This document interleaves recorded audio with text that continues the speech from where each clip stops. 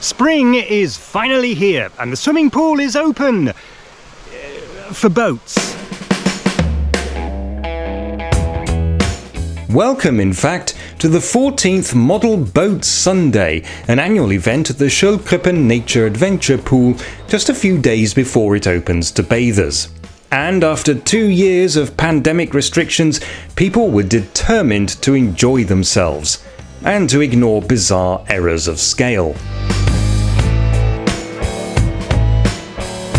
Those of us who are not Russian oligarchs or billionaire entrepreneurs can only dream about owning a full-size luxury yacht, but what does that matter if we can own a version of an ocean-going liner that we can keep at home and take to the local swimming pool?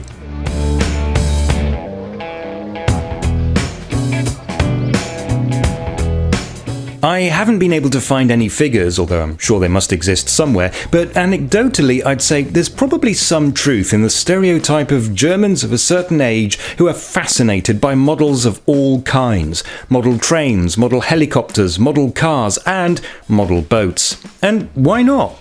We all need a hobby. And so every year, model boat enthusiasts are invited to let their boats have a little fresh air and exercise. I'm not sure what the swimming pool gets out of it. It's not like they need to test the water to make sure it's working, but it's a tradition now, so as long as enough people enjoy it, there's no reason not to keep it going.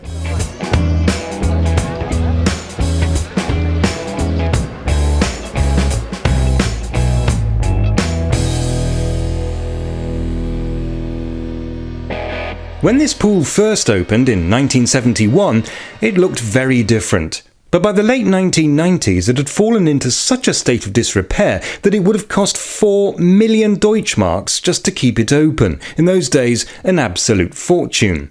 But there was a cheaper solution.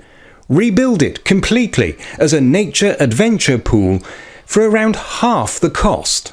Not only is it just a lot more pleasant, it uses a natural biological filtration system that doesn't rely on chemicals, making it kinder to bathers' skin and eyes, and helping to keep down the running costs. Today, though, was a day for anyone who enjoys building, playing with, or just looking at model boats. And not all of these were toys. There were many there which represented a lifetime's devotion to miniature shipbuilding. I spoke to one of these hobbyists, Reinhard Kaschura, and asked him why he did it. Weil mir Spaß macht. Ich habe zwar beruflich überhaupt nichts mit zu tun, jetzt bin ich ja Rentner, aber das ist eine Sache, die mich entspannt und ich gucke nicht so gerne Fernsehen, da gehe ich lieber in den Keller und fummel an mit Zeug herum. Bei mir ist so, ich komme beruflich aus der Kernphysik und das hat mit dem überhaupt nichts zu tun, aber das hat mir Spaß gemacht und deswegen mache ich das.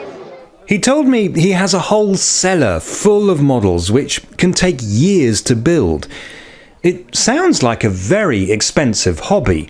Die Art, wie ich es mache, kostet nicht viel Geld, weil ich der Segler zum Beispiel, der Dreimaster, besteht fast nur aus Resthölzer, Mahagoni, Sipo, Mirandi, Eichenholz, Zeug, wo die eigentlich in den Öfen verbrennen. Das hole ich mir dann und daraus baue ich das. Die ganzen Schiffe sind aus Holz, auch die France. Da ist ein Bild. Da bin ich noch drauf, vor Jahren, da hatte ich noch Haare auf der Birne. Ja, und da kostet es nicht viel. Da kostet ein Schiff 200-300 Euro. There is something curiously old-fashioned about this scene. People having fun, floating their boats on a big pond, the kind of thing you don't imagine should have survived beyond about 1968. And yet, here they all were, entire families enjoying what seemed to be a pleasant day out, despite the indifferent weather. Is this hope for the future?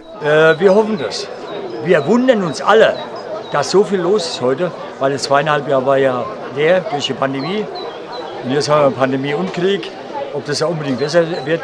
Und viele von den jungen Leuten haben wenig Interesse, handwerklich irgendwas zu machen. Then again, there's no reason old activities can't be reinvented in new and surprising ways. We live in an age, after all, when creative people stuck at home in lockdown can set the world alight by spontaneously collaborating on a sea shanty.